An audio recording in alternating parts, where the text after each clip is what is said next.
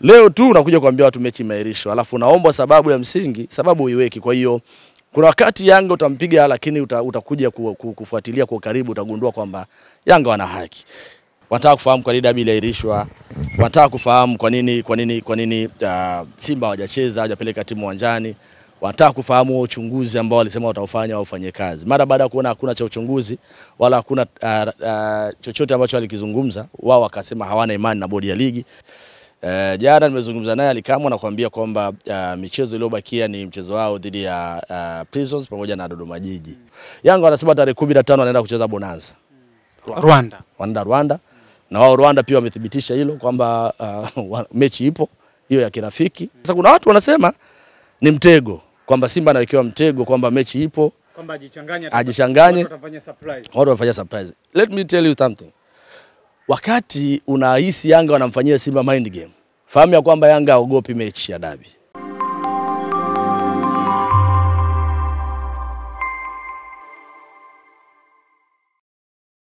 Kwa upande wa wanamichezo ama kwa upande wa wapenzi wa soka ama nazungumzia wapenzi wa mpira wa miguu, sintofahamu iliyopo kwa sasa ni kuhusiana na dabi ya Kariakoo. Ndio mchezo pekee ambaye ukimuuliza shabiki yote wa mpira atakuwa hana majibu ya moja kwa moja. Na hii ni kuhusiana na kwamba mpaka sasa hakuna mtu ambaye ana uhakika kwamba dabi hiyo ipo ama haipo, ingawa bodi ya ligi kuu ya Tanzania bara kwa maana TPLB wao wanasema walisha upangia tarehe huo mchezo, kwa maana yake ni tarehe 15 mwezi huu wa 6.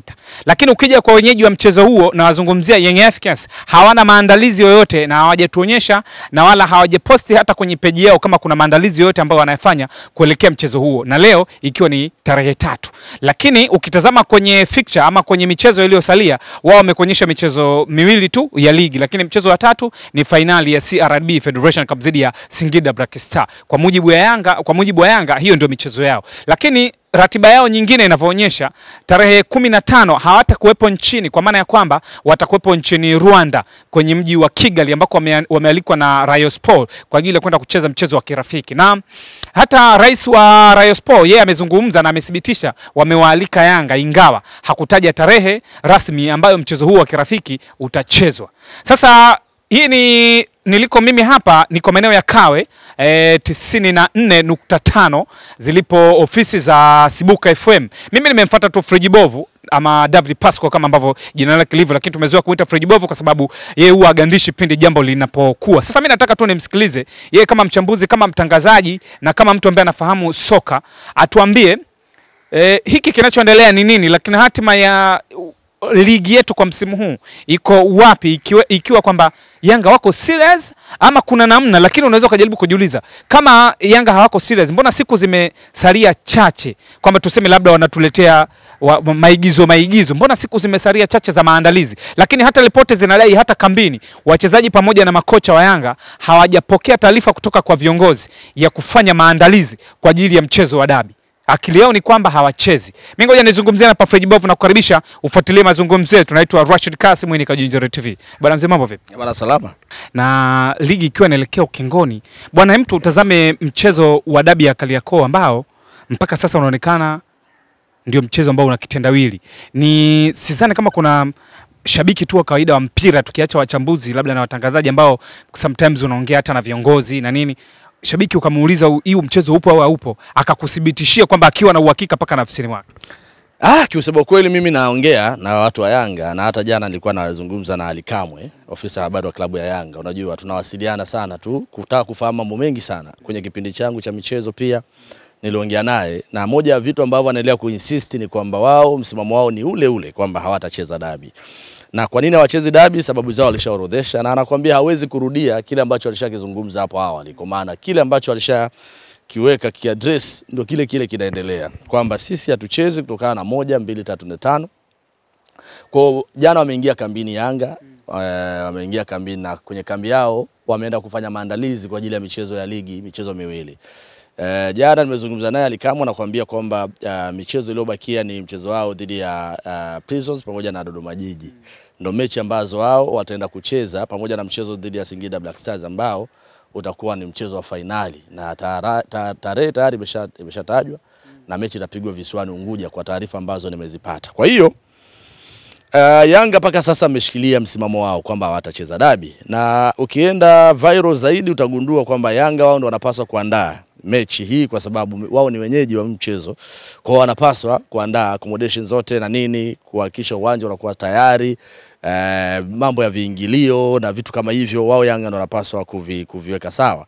Kwa hiyo Young Africans wanapaswa kumaliza kila kitu kuandaa mechi kwa sababu wao ndio wenyeji wa mchezo na viingilio asilimia kubwa viingilio wao ndio wanapata. Sasa bodi ya ligi jana kupitia kwa afisa habari wake Karim Boimanda ametanabaisha kwamba wao kama bodi ya ligi tayari wamekushapanga, na kwa upande wao kila kitu kiko tayari, kila kitu kiko on set, na wao kwa sasa hawajishughulishi na maandalizi ya mchezo. Wanaojishughulisha na maandalizi ya mchezo ni Young Africans ambao ni wenyeji wa mchezo huo wa finali wa dabi, mchezo huo wa dabi ya Kariakoo.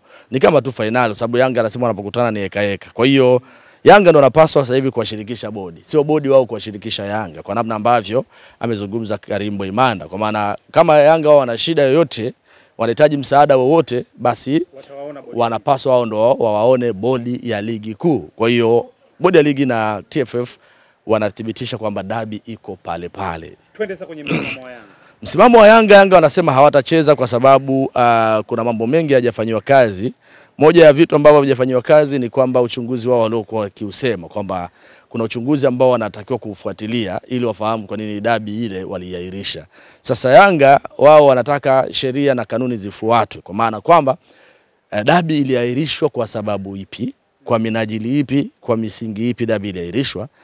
Ili hali bodi ya ligi wanapanga tarehe ya dabi wakiwa bado hawaja conclude, hawajatoa ufafanuzi mara baada ya kufanya uchunguzi wao kilichopelekea dabi ile ni nini, kwa sababu pale alihusika masuala ya kiusalama, masuala ya rushwa na nini. Ilikuwa inatakiwa kufahamika, okay, alikuwa anatayarisha usalama ni nani. Bodi ya ligi walikuwa wanapaswa kubaini hilo. Walikuwa wanajihusisha au wanahusishwa na masuala ya rushwa ni kina nani. Bodi ya ligi walipaswa kulifuatilia hilo kwa kushirikiana na taasisi ya kupambana na kuzuia rushwa kwa maana TAKUKURU. Lakini pia why Simba hajapeleka timu uwanjani? Wale mabouncer ambao Simba walisema wao hawatapeleka timu uwanjani, hadi wale mabouncer wabaini wale mabouncer, kwa maana bodi ya ligi wabaini wale mabouncer wametumwa na nani, wao ndipo watapeleka mechi. Mbona wale mabouncer hadi leo hawajawataja? Kwa hiyo Yanga wao hoja yao ni kwamba mpaka kufikia hapo, mara baada ya kuona hawajapata ufafanuzi ulioshiba, uchunguzi uliokamilika na tarehe ya dabi imepangwa, wao Young Africans walienda hadi CAS. Kufika CAS wakawaambia warudi bodi ya ligi tena kwa ajili ya wameruka kiunzi, inabidi kwanza malizana na bodi ya ligi na kamati zake ndio waende CAS.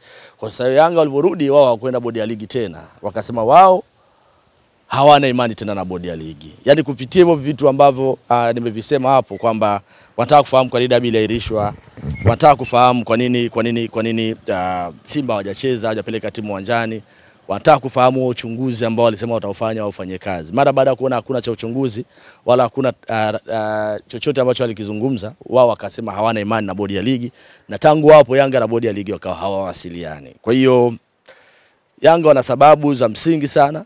Of course, ingawa kilichokuwa kinasubiriwa pia ni busara, kwa sababu ulimsikia pia Steven Mguto mwenyekiti wa bodi ya ligi anakuambia yeye kama mwenyekiti wameshafanya mambo mengi ya busara. Iwe Simba iwe Yanga, pale ambapo kuna mistake imetokea mara nyingi huwa wanakubaliana mezani. Sasa hata yeye Mguto alikuwa akiomba pia akitaka busara itumike kwenye hilo, kwa sababu kwa upande wa kanuni Yanga wamewakamata pabaya. Yaani Yanga walikuwa wamewashika tayari pabaya, sio kuwashika, wamewashika hadi leo pabaya. Kwa maana wakienda kupekenyua kanuni wanakuta wao ndo wamekamatwa na kanuni. Bodi ya ligi na wabana. Kwa nini wabana? Sababu ya kwanza ni kuahirisha mechi. Siku ya mechi unaahirisha mechi. Kwa sababu mechi inapaswa kuahirishwa saa 72 au ikishindikana saa 24. Lakini saa 72 pia haitoshi, kwa sababu maandalizi ya mchezo watu wanaandaa mechi wiki mbili, wiki nzima, mwezi mzima. Gharama ni kubwa mno. Acha tu na watu kusafiri. Lakini maandalizi ya dabi huwa watu wanatumia almost 2 weeks. Unasikia vizuri, kwa maana gharama maandalizi ya mechi inakuwa juu sana. Uliona zamani timu zilikuwa zinasafiri, zinaenda nje, Bagamoyo, Zanzibar kuweka kambi. Kwa hiyo ukiniambia unaahirisha mechi siku husika, mimi naenda na Yanga kwenye hilo. Yaani mimi nakuwa na Yanga sako kwa bako. Kwa nini? Kwa sababu kwanza wamewaumiza kigarama. Gharama ya maandalizi ya mechi sio tu Yanga hata Simba, kwa maana mechi ilikuwa ipigwe, inafahamika tarehe ya mechi tarehe 8. Wewe unakuja siku ya mechi unasema mechi saa 7 imeahirishwa. Wakati huo watu wameshatumia gharama za maandalizi, ma sponsors wote washakula pesa za watu. Unaona bana? Kwa sababu kuna wakati pia wakati unaandaa hizi mechi kwa masponsor pia wanajitokeza ili watangazie bidhaa zao kwa ajili ya kuendelea kupooza pia gharama za maandalizi, sio? Pia kuna wadhamini kama Azam Media, namna ambavyo wameandaa, wamenunua vifaa vipya, wamesha setup ya kutosha, washapiga promo, airtime kwenye maredio yote nchi nzima, wameshafanya hizo. Kwa hiyo ni hasara juu ya hasara. Sasa leo tu unakuja kuambia watu mechi imeahirishwa, alafu unaomba sababu ya msingi, sababu uiweki. Kwa hiyo kuna wakati Yanga utampiga, lakini utakuja kufuatilia kwa karibu, utagundua kwamba Yanga wana haki. Watu ambao wanampiga Yanga kwa sasa ni wale ambao wanatamani busara itumike. Lakini kama utatamani kanuni zifuatwe, Yanga watakuwa kwa safe side. Kwa nini? Kwa sababu wameandaa mechi yao, siku ya mechi imefika, wameenda uwanjani. Kwa nini wameenda uwanjani? Kanuni inasema kwamba saa 72 au ikishindikana saa 24 mechi inaweza kaahirishwa. Uwezo kairisha mechi siku moja. Siku hiyo na tunakumbuka hata siku ya mchezo wenyewe asubuhi mwenyekiti wa bodi ya ligi alitafutwa kuuliziwa kwamba labda auambie umma kwamba mechi hakuna, lakini akasema maandalizi ya mchezo yaendelee, kama ni ticket watu waendelee kukata. Tunakumbuka vizuri. Yes, kwa sababu asubuhi Simba usiku wa manane wao ndo waliandika taarifa yao kwa umma kwamba bana, sisi hatutapeleka timu uwanjani mpaka waliotuzuia au wauni waliotuzuia wabainishwe ni kina nani, wametumwa na nani. Of course wao tayari Simba alishaanza kuaddress kwamba ni mabouncer wa Yanga. Lakini pia akiwepo pia na meneja uwanja ule bwana Mahona, meneja uwanja wa Benjamin Mkapa, Mashinde Mahona.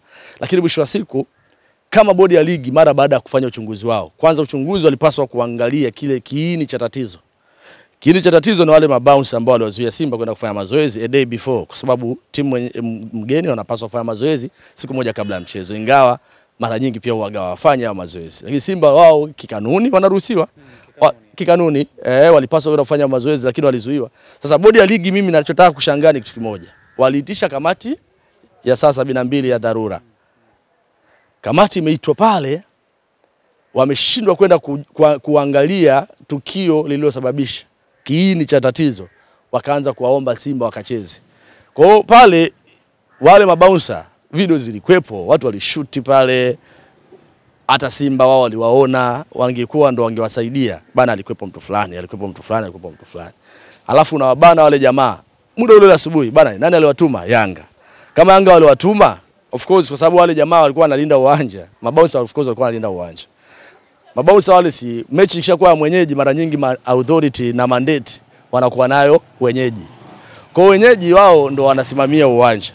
Kwa hiyo inawezekana wale mabouncer walipewa shift kwa bwana, ninyi mtalinda uwanja muda huu na muda huu. Sasa wakawa wataki Simba waingie, na baadaye kweli Simba wanaulizwa kwamba je, mliwasiliana na mamlaka husika kwamba mnaenda kufanya mazoezi? Wanasema hawakuwasiliana, ila kwenye pre-match meeting hiyo ilikuwepo.